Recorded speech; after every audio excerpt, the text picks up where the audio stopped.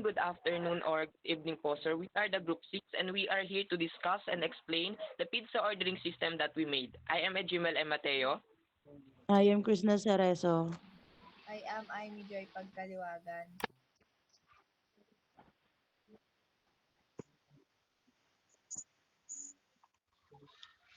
First is we need to know the requirements of this project. We need, based on the requirements, the idea is to follow the users to select a pizza flavor, select the pizza, and select his or her choice of the add-ons. By default, when you when you first run the program, Hawaiian is the selected pizza flavor and small size is the default size selected.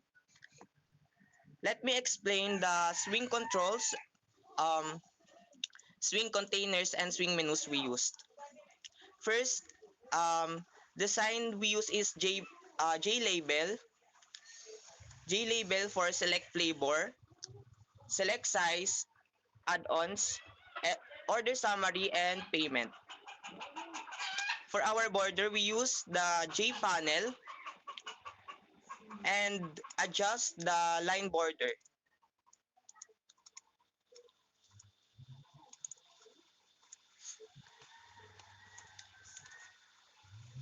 After that, for select flavor such as Hawaiian, ham and cheese, and pepperoni, and to select size, we use the radio button and add the button group to get set the radio buttons together. This is the radio button and this is the group button we used. For create, order, and compute, we use the J button controls. And for add-ons, we use the checkbox. And lastly, we use the text area to become the receipt of the order. This is the text area we used. So, okay, let's begin to our code. The code is associated with three radio buttons: RDO Hawaiian, RDO Pepperoni, and RDO Ham and Cheese. Each radio button is associated action perform when selected. RDO Hawaiian action perform. Um, RDO Hawaiian action perform. This method triggered when the Hawaiian radio buttons is selected.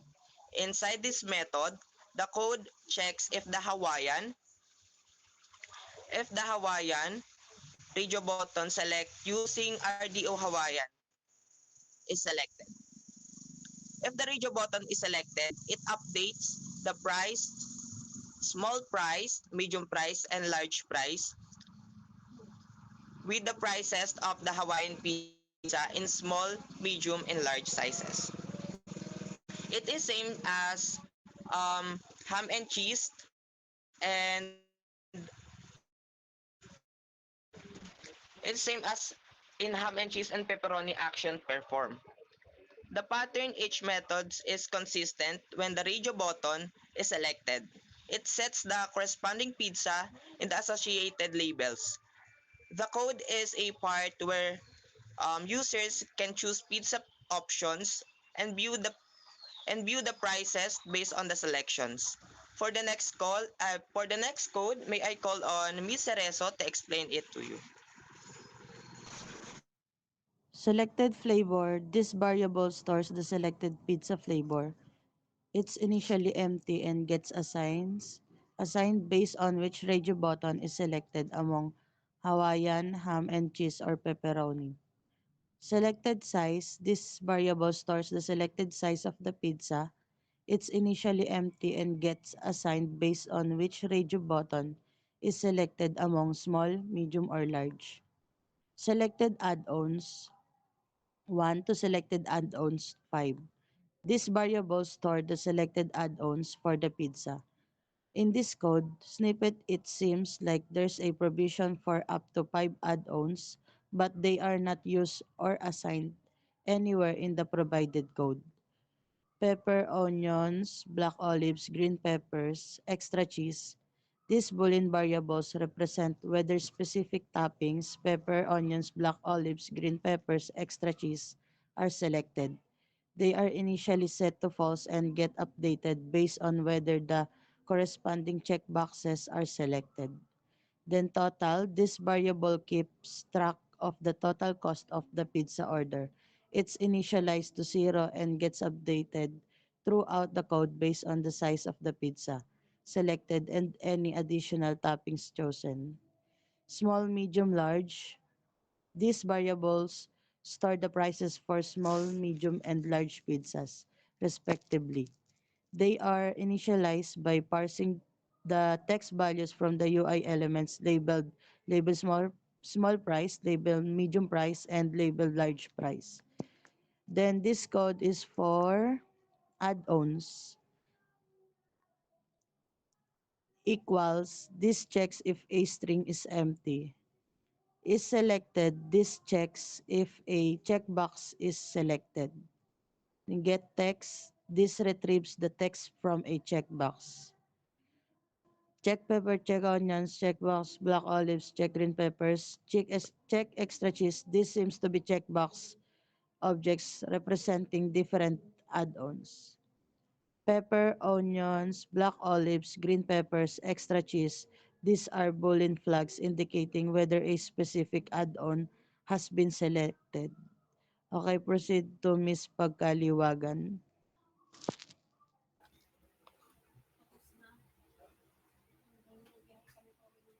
Ang code na ito ay naglalaman ng kondisyon na naglilimita ng pagdagdag ng mga add-ons sa isang pizza order.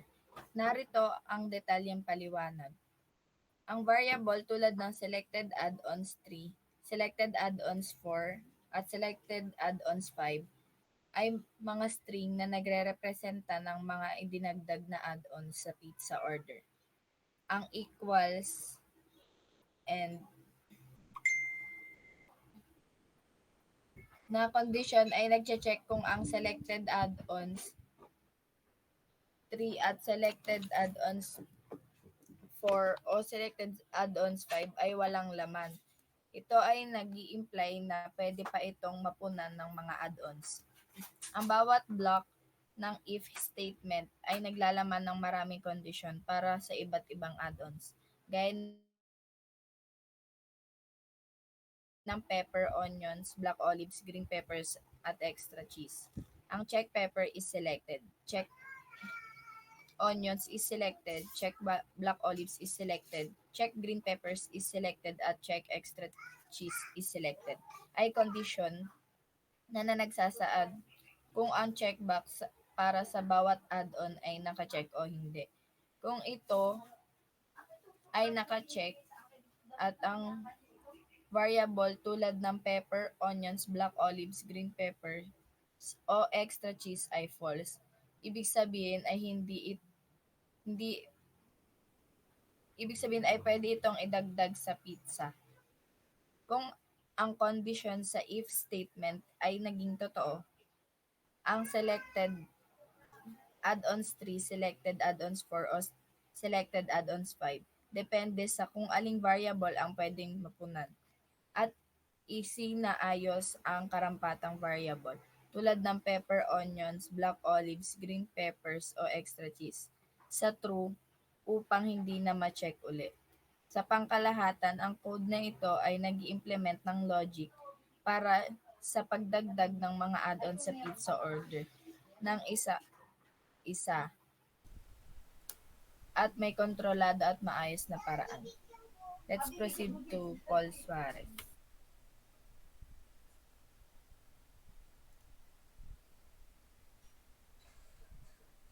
Yung sa may, ano naman po, sa the if statement checks if all the 5 variables are empty strings. If they are, it assigns the strings to none, na wala pong add-ons sa may code ay na-input po natin. This seems to be a way to handle the case where no add-ons are selected. Regardless of whether the if condition is true or false, the program, ay tanga, Isa may code naman po natin, sa may if statement naman po is, If the statement checks if all 5 variables are empty strings. If they are, it assigns the string to none. This seems to be a way to handle the case where no add-ons are selected. Regardless of whether the if condition is true or false, the program then proceeds to construct a summary string to display to the user. It starts with the pizza flavor, kung ano po yung sinelect na flavor po ng user, and size po nila. Then it lists the selected adds on each on every variable po from adds on 1 to 5. Is printed on a new line with leading tabs. If an add-on is empty, it will just print an empty line for that add-on. Finally, it displays the total price of the order. Next naman,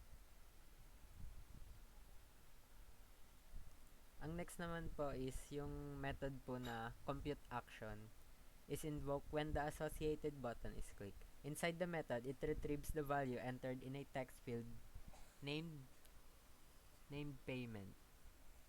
The parses into a float variable named to total. It then calls the method getTotalPrice to calculate the total price of the items being purchased. After obtaining both the total payment and the total price, it checks if the payment is greater than or equal to the total price. If it is, it calculates the change by subtracting the total price from the change from the payment and assigns it into a variable named change. Then, if the payment is sufficient, it sets the text of sa may get total price naman po is an event handler invoked when the associated button is clicked. And if the button is clicked, it retrieves the value entered into a text field named payment and parses it into a float variable named total. This value likely represents the payment made by the user. It calls the method to calculate the total price of the items being purchased.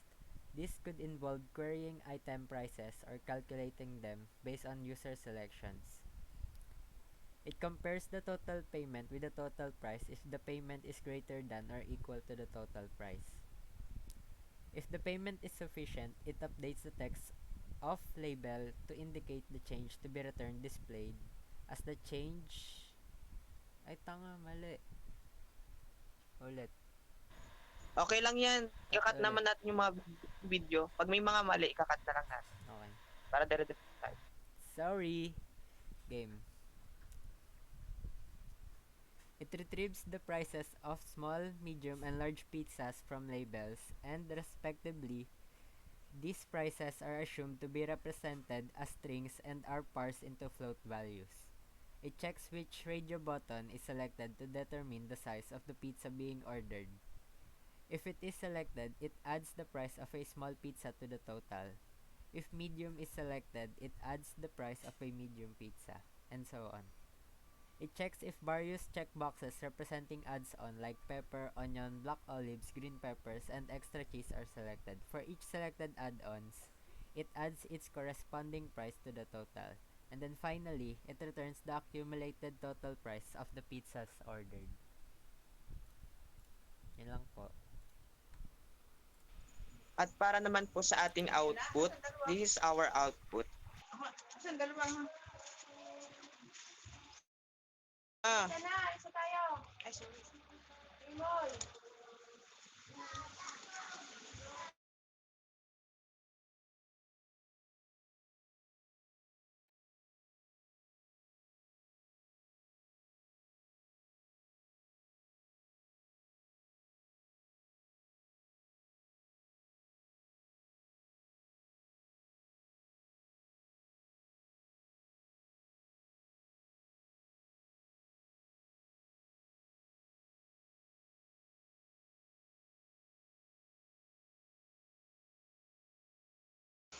At para po sa text summary, binago ko po yung font para magmukha po siyang resibo. And that's all. Thank you po.